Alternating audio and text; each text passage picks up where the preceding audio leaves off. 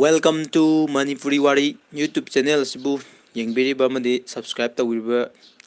viewers da Lucky Door ama Manipuri Wari Valentine Day haiba wari duda taunena lauthoksagibedu adugi Lucky Door da yawgadaba mi maming name list jingdo February date 29 2020 haiba sigi numit asida Lucky Door da yawgadaba mi participate oigadaba singdo adugi ming list lauthoksergani aduna ming lauthokpasida yaudena complaint laktanaba somgi laiba friend circle singda haiba Lucky Door asida participate tawnagidamak like aduga subscribe tawba aduga comment pibirakba haiba ahum je tawdargadi Lucky Door da participate tawbada hapcharoi aduna participate tawbaje yawnaba adongi friend circle singda like aduga comment pibiraba matungda koi subscribe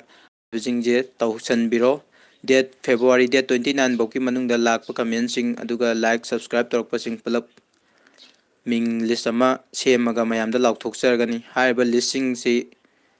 Lucky Door gi participate tawbagi ming jingni haiba lauthoba matungda lauthokraba matung masigi numit nongma natraga nini matungda Lucky Door ji soiduna tawragani tawriba Lucky Door jigi phangadaba price ani thamgadabani aduga ahanbada lauthokibadi lucky person ama khanba habani aduga ani subata lauthokibana Valentine Day hariba wari asida koigi comment bibiriba sinnaw singi comment singduda adongi friend circle singna like namakpa habdi like masing yamba tanaba habani adona piriba comment sing aduda like masing yamna namakpa adugi miyoi jingdo khangkatlaga aduda lottery amaga tawraga lottery ani ni tawgadarbase lucky person ani khanjagani na habani aduna somgi friend circle singda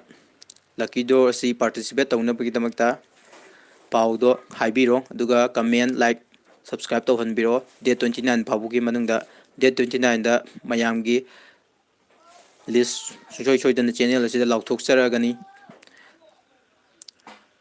live asibu yengbiriba singna live asibu share tawbiyo na haijage punamapo aroibada amukana khurumjari. Thanks for my live stream watching.